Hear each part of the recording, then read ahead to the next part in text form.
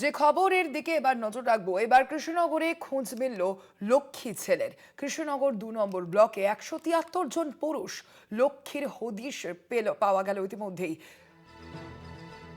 শুভেন্দু অধিকারী রাজ্যের মুখ্যমন্ত্রী, তিনি আমরা দেখেছিলাম এ বিষয়ে সাংবাদিক বৈঠকে তিনি সরাসরি এই বিষয়টি উল্লেখ করেছিলেন যে বহু এরকম পুরুষ রয়েছেন যারা নাকি লক্ষ্মীর ভান্ডার পর্যন্ত পেতেন। এ বিষয়ে কথা বলবো, আমাদের সঙ্গে এই মুহূর্তে ফোন লাইনে রয়েছেন প্রতিনিধি সন্তু সাহা। সন্তু, কৃষ্ণনগরের এই ঘটনা কিভাবে সামনে এলো, এখনো পর্যন্ত তাদের বিরুদ্ধে কোনো পদক্ষেপ হয়েছে কিনা, কি জানতে পারছো?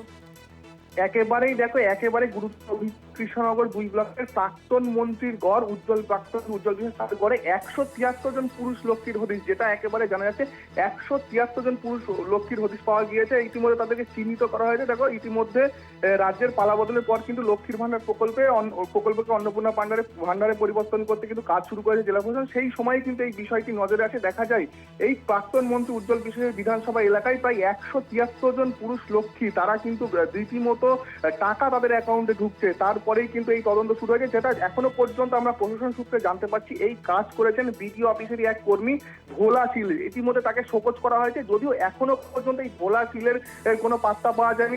তার যে বাড়ি, সেখানে আমরা গিয়েছিলাম, সেখানে গিয়েও তার খোঁজ মেলেনি। এমনকি তার পরিবারের সঙ্গে যখন কথা বলা হয়, তার পরিবার কিন্তু এই সমস্ত অভিযোগ অস্বীকার করেছে। তারা বলছেন সে এই যে ভোলা শীল, সে কিন্তু চিকিৎসার জন্য বাইরে রয়েছে, তার ছেলে চিকিৎসার জন্য বাইরে রয়েছে। তবে একেবারে যেটা আমরা জানতে পারছি যে তিনি ইতিমধ্যে পলাতক। তবে এই যে ঘটনা, একেবারে ১৭৩ জন পুরুষ লক্ষ্মী, তার সেই ঘটনায় কিন্তু রীতিমতো চাঞ্চল্যের সৃষ্টি হয়েছে। ইতিমধ্যে প্রশাসন এবং পুলিশ এবং প্রশাসন তদন্ত শুরু করেছে। তাদের বিরুদ্ধে ব্যবস্থা গ্রহণ করা হবে বলেই প্রশাসন সূত্রে জানা গিয়েছে। ধন্যবাদ তোমায় সন্তু।